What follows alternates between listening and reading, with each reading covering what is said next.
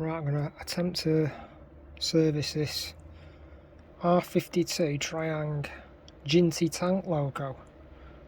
I think this is from the 60s, probably mid 60s, maybe even earlier. The plastic body on it is very sort of crude castings on it. It's a bit warped. I don't know if it's meant to be like that, I'm not sure. It looks really a robust loco. I don't know really much about these, but I'm going to attempt to strip it down. So have a look at that now. The other locos which we'll be doing are the Intercity 125s, but I'm going to leave that for now. I'm just going to concentrate on trying to get that loco going. Right, so I'm going to have a look at this loco, and as I say, I don't really know much about it. I was trying to suss out to get a body off. I was looking for ages and I just couldn't see any screws, and then all of a sudden I've noticed one where the chimney is. Just couldn't believe it, in such an obvious place. So let's get a screwdriver. It's a slotted screwdriver. And just take off that screw.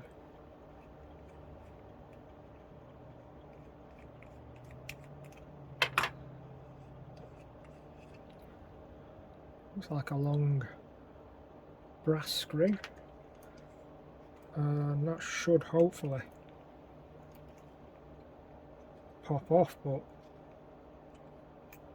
it's probably never been taken off, so I don't know whether that.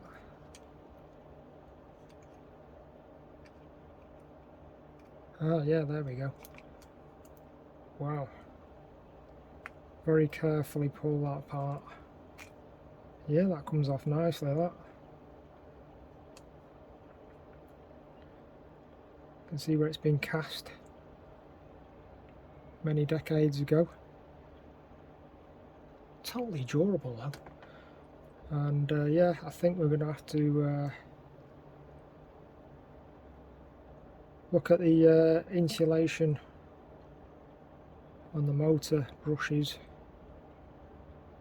Not sure if that's some insulation missing there. I'm not sure. We'll have a look at that. Have a look at the brushes, which look a bit dirty. Have a look at the contacts. Contacts probably going to need cleaning up on that. But overall, it's not a bad loco. I mean, looking at it, you think that is over probably 45 years old. It's not been messed around with much at all. It looks to be. And it wants the wheels cleaning, contacts cleaning, bit of oil. Take the brushes out, clean them up, check the insulation around this area here. I think there's insulation on one side, not sure. I think that's supposed to be like that. As I say, I don't really know much about these locos, but they are simple anyway to work on. All got the stamping on the side there as well. But yeah, you don't make them like that anymore. Let's have a closer look.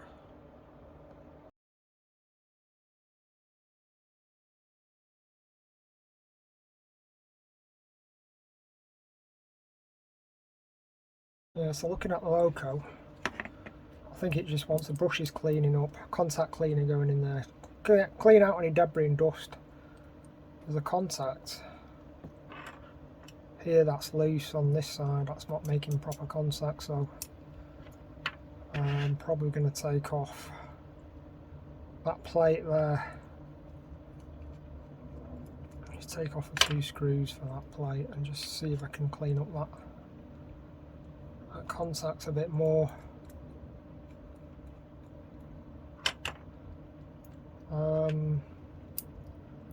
Let's have a quick look at that. That pops out slightly, so we can get that. You can see the contacts there. One of them's pushed back, so I'm gonna just clean these up with some Trap Magic carefully pop that back into position again, straighten up that contact on the one that's bent, and then see how we go. Using WD-40 fast drying contact cleaner with a fine nozzle, but I'm just going to do this out of camera, or and what I might do, just get a bit of kitchen roll rather, and then just give that a good old, hang on, this ain't working right for some reason. Oh, here we go. Give it a good old clean up on the that's it, that'll get rid any residues and rubbish. You can see it all coming off and dripping out.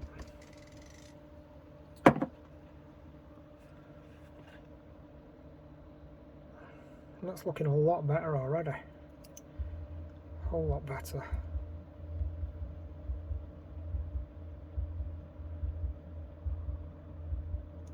I think this is ready for just having the wheels cleaned up. Right, so what I've done, I've straightened up the contacts because one of them was bent, cleaned up the inside contacts and the wheels, cleaned up the wheels, contact cleaned the brushes. I think that's all I really need to do with this model. I might clean up the body. Body's a bit scruffy looking. I think I'll use a, you can see one logo is missing on the side there as well. You've got one on this side, none on that side. Well, anyway, I think what I'll do now, put it on the test track, see what it runs like now. I've just taken off the piston connecting rods rather. These are bent. I'm going to try and straighten them up. I'm looking at the drive shaft for the wheel as well. That seems to work alright.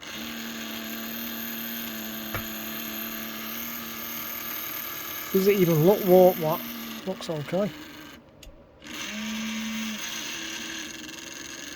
I'll give that a bit of an oil as well.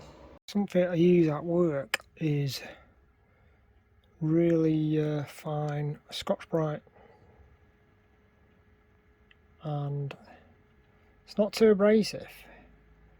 It's ideal for just cleaning up metal surfaces. See that wheel there I've just done? That one. That's only a couple of seconds worth, and yeah, I think I'll just carry on using that for cleaning wheels up on stuff like this.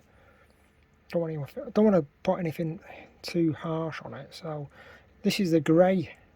It's a grey coloured Scotch-Brite. They come in various different colours. Like the dark maroon is one of the most coarsest ones. I think there's like a lightish brown as well, which is coarse. The green, sort of bright green ones are sort of medium. And then you've got the grey, which is fine, but you don't normally get this fine one in the shops. You usually get it from automotive garages. Suppliers that do automotive paints, etc. That's where you get that stuff from, and I've just cut it into tiny strips. So that's what I do with that. Well, that's the best I can get it. I think that's going backwards, and it's working fine. But forwards, actually, not too bad now. It's oiled up. Since I've oiled it, it seems to have gone better. I thought it had a warped axle, but well, that's working fine in both directions now. I'm happy with that. It's really ancient technology, this, but it works and it's robust.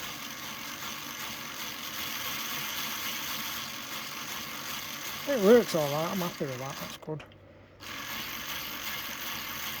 Yeah, I can't work it on the Fleischmann track because on the Triang you need the higher rails for it to work, so unfortunately I'm not going to be able to run this because you need the proper Triang Hornby track for it to run.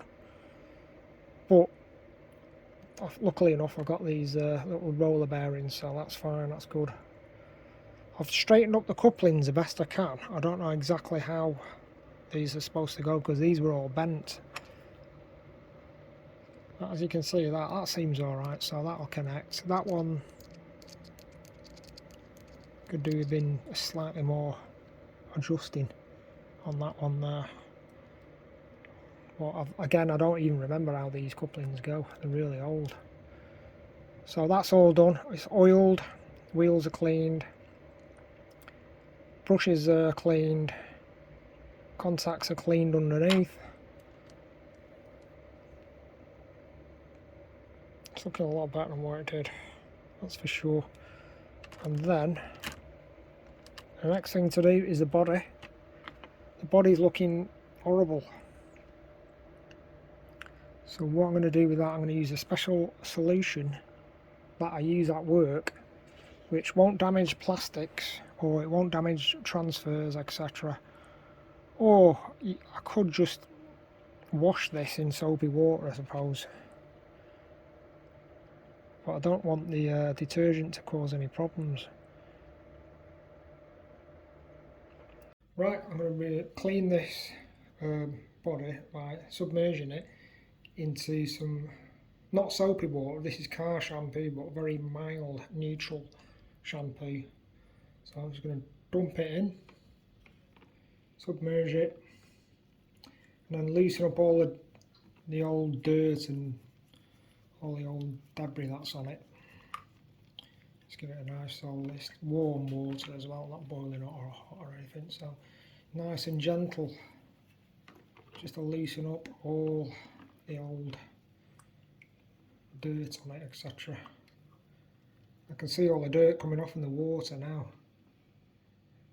You can see that, all the dirt floating around.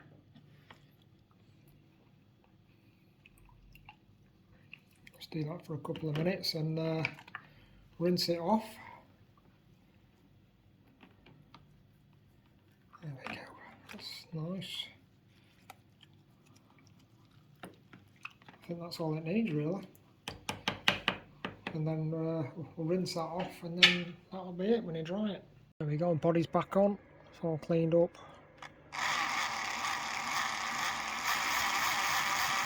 All working nice.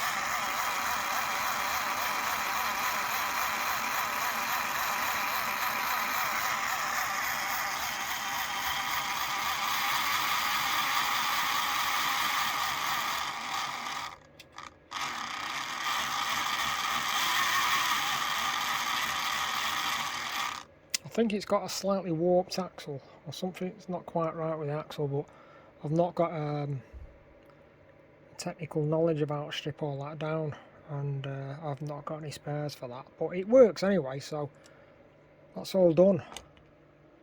That loco, it's all up and running. I've straightened up the couplings the best I can, and yeah, all done.